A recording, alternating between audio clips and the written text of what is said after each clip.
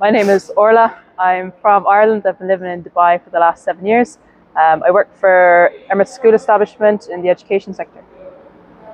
Andrew Savill, so I'm a senior marina manager here at Dubai Harbour. Been in the UAE most of my life. Yeah, that's pretty much me.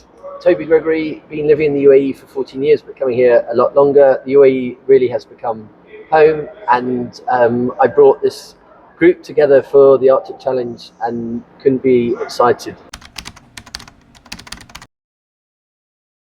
I think there are three main strands to this project. We call it the Arctic Challenge because we are, from the outset in the Arctic Circle, making our way further north, being the first three-person team in history, the first female in history, first mixed team. And there's a range of world records, but we're not so much focused on that. We're focused on the impact we can create. So, you know, all will be an inspiration, not just to people within Dubai, within Abu Dhabi or the region, but globally.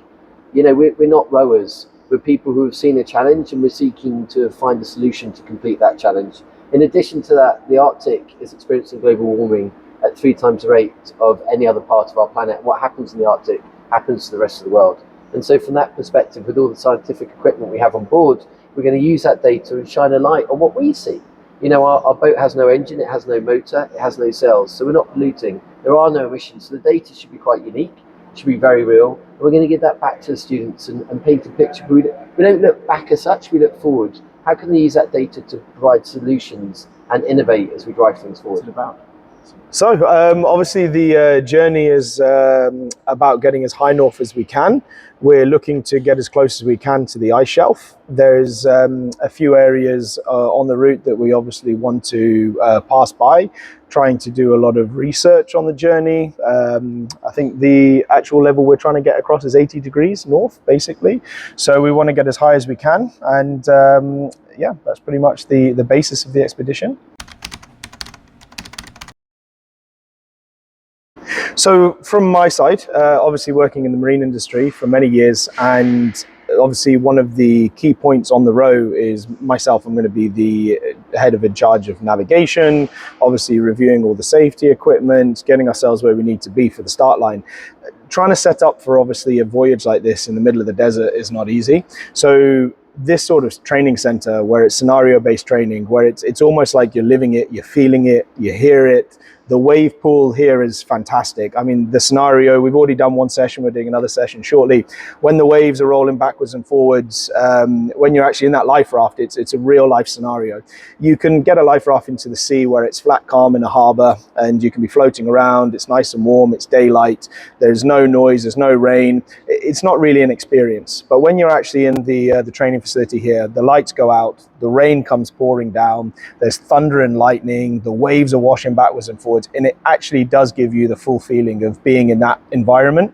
And I don't think there's any other way we could really replicate that without a training facility like this. So really amazing, amazing location, amazing facility. So, You know, we're going to places where some people in their lives will never go, and we're just going. We're going to go and see it. I'm expecting it to be hard, tough, cold.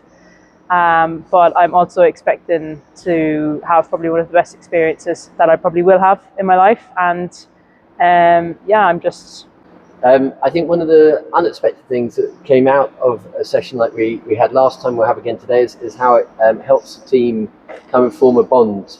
You know, the waves are incredibly high, it was dark, it was raining, the noise was unbelievable. You can barely think, you can't certainly hear each other.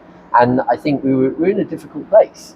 And the realistic training and the size of the waves meant we enhanced our bond, you know. And what was really heartening as we look back on all the videos, even in that difficult time, as we're all struggling in some capacity, you know, we moved as one.